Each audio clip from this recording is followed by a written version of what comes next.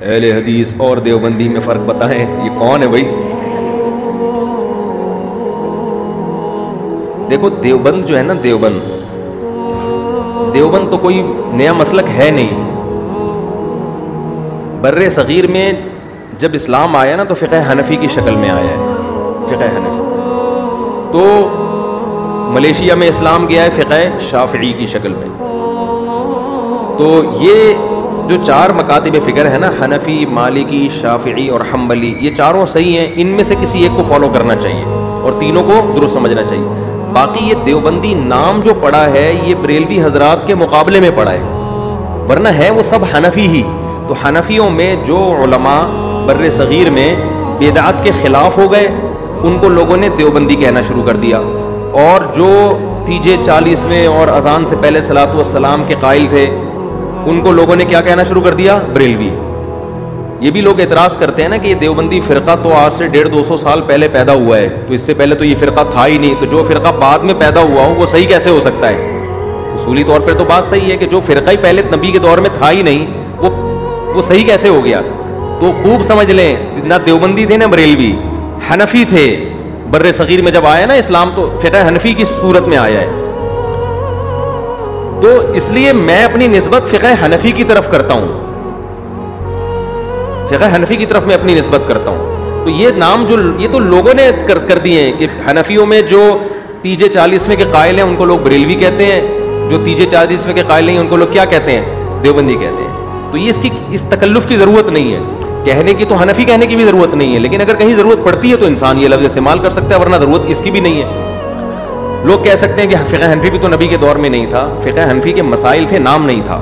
جیسے مصحف عثمانی کا نام نہیں تھا نبی کے دور میں، مرتب بعد میں ہوا ہے، مگر مصحف عثمانی نبی کے دور میں موجود تھا، مگر مرتب کس نے کیا؟ حضرت عثمان نے. تو فقہ حنفی، شافعی، مالکی یہ سارے نبی کے دور میں تھے، ان کو مرتب بعد میں کیا گیا تو نام ان کا بعد میں رکھا گیا ہے.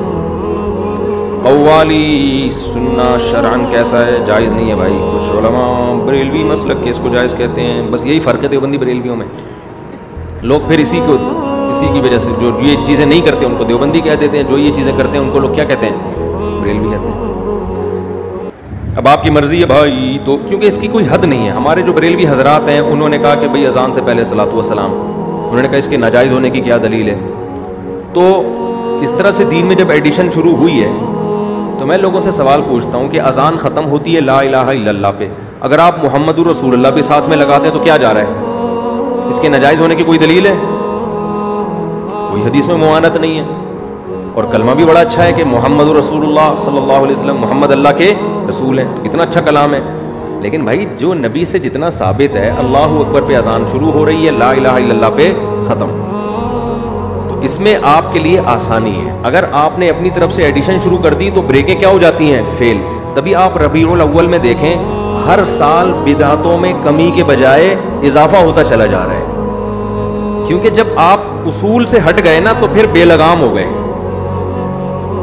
بعض جگہوں پہ تو عید کی نماز شروع ہو گئی، بعض جگہوں پہ کیک کاٹا جا رہا ہے. تو اب خود بریلوی جو سنجیدہ علماء ہیں وہ بھی پریشان ہے کہ یہ جا کدھر کو رہے ہیں، یہ تو ہمارا اینڈ کیا ہوگا؟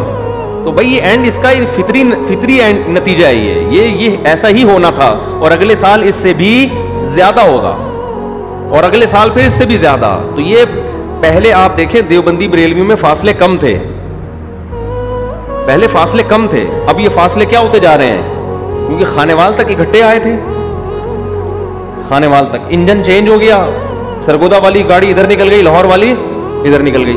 اب جیسے جیسے سرگودا والی گاڑی سرگودا جائے گی، لاہور والی ٹرین لاہور، تو فاصلے کیا ہوتے چلے جائیں گے؟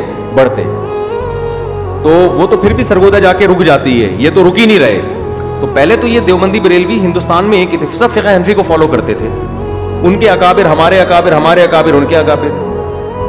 تو اب کیا ہوا ہے کہ پھر جب جناب احمد رضا خان بریلوی صاحب نے کچھ چیزیں کہا کہ یہ ہونی چاہیے، تو جو ان کے فالوورز تھے انہوں نے وہ کرنا شروع کر دی، ہوتے ہوتے پھر وہ اگلے اسٹیپ میں زیادہ ہو گئی. آپ آج سے 50 سال پہلے کے بریلوی حضرات کو دیکھیں اور آج کے دیکھیں، بہت فرق نظر آئے گا آپ کو.